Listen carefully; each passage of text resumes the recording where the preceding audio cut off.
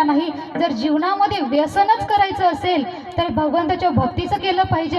सेना महाराज म्हणतात, सेना मने लावा हरी नामाचे व्यसन, भगवंताच्या नामाचं व्यसन लागलं पाहिजे, भगवंताच्या भक्तीचं व्यसन लागलं पाहिजे। जसं व्यसन मीराबाईला लागलं। मीराबाई ही लोकांची लाज सोडून भगवंताच्या प्रेमामध्ये वेडी झालेली होती। लोकांची लाज ठेवली नाही, पण भगवंताला मात्र जीवनामध्ये भक्ती करून प्राप्त करून घेतलं। असं व्यसन आपल्याला जीवनामध्ये लागलं पाहिजे।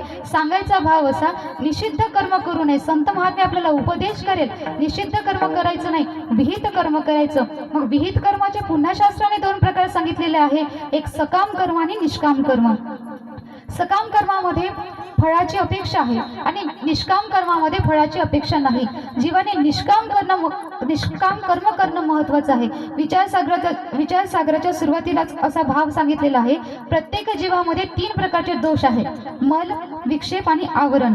मलाच्या निवृत्तीकरिता निष्काम कर्म करावं, विक्षेपाच्या निवृत्तीकरिता उपासना करावी आणि आवरण जाण्याकरिता स्वतःच्या स्वरूपाची, भगवंताच्या स्वरूपाची जाणीव होण्याकरिता साधू संतांनी जे ज्ञान दिलेलं आहे त्या ज्ञानाचं अर्चन करावं। मनातून, अंतःकरणातून मल निघून गेला, उपासना झाली, निष्काम कर्म घडलं की आपल्याला साधू महात्मे ज्ञानाचा उपदेश करेल, स्वतःच्या स्वरूपाची ओळख करून देईल, भगवंताच्या स्वरूपाची ओळख करून देईल। आणि एकदा स्वतःचं स्वरूप समजलं, स्वतःचं स्वरूप म्हणजे काय आहे, जेव्हा जीवाला कळलं की माझा देह हे माझं स्वरूप नाही, तर जीव हे माझं स्वरूप आहे।